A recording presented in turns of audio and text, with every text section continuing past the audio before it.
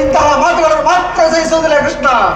ಆ ನಿನ್ನ ಪಾಂಡವರ ಸೇನಾ ಸಮುದ್ರವನ್ನು ಕಳಚಿ ಬಿಡಬಲ್ಲ ಗಂಡುಗಲಿಗಳು ನಾವೆಂದು ತಿಳಿ ಕೃಷ್ಣ. ಆ ನಿನ್ನ ಬಂಡ ಭೀಮನ ಗುಂಡಿಗೆಯನ್ನು ಸೇಳಿ ಹಾಕಲು ಈ ದುಸ್ತೇಸನು ಸದಾ ಸಿದ್ಧನಾಗಿರುವನು ಕೃಷ್ಣ. ಬಾರಿಗೆ ಸಂಧಿಗಾಗಿ ಪ್ರಯತ್ನಿಸುತ್ತಿರುವ ಈ ನಿನ್ನ ಪುಂಡುತನ ಇಲ್ಲಿಗೆ ಕಡೆಯಾಗಿ ಹೋಗಲಿ. ಹೋಗಲು ಸಮರವೇ ಸಿದ್ಧ. ದುರ್ಯೋಧನ ದುಶ್ಯಾಸನ ಅಭಿಮತವೇ ಅಭಿಮತ. ಆದರೆ ನನ್ನ ಪರಮವೈರಿಯಾದ ಅರ್ಜುನ ಮೇಲಿನ ಅಗೆಯಿಂದ ಹೊರತಾಗಿ ಈ ರಾಜನಿಗೆ ಮುಷ್ಟಾನವು ರಚಿಸುವುದಿಲ್ಲ. ಅರ್ಜುನನ ರಾಜೇಂದ್ರ ಅಂತಿಮ ಕಾಲದಲ್ಲಿ ರಾಜರಿಗೆ ಮುಷ್ಟಾನ್ನವಿಲ್ಲ. ಈ ಬಯಸುವುದು ಈ ವೃದ್ಧರಿಗೆ ಸ್ವಾಭಾವಿಕವಾದಲ್ಲ.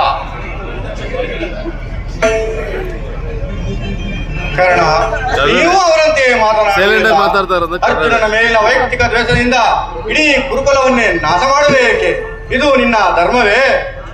ಕೃಷ್ಣ,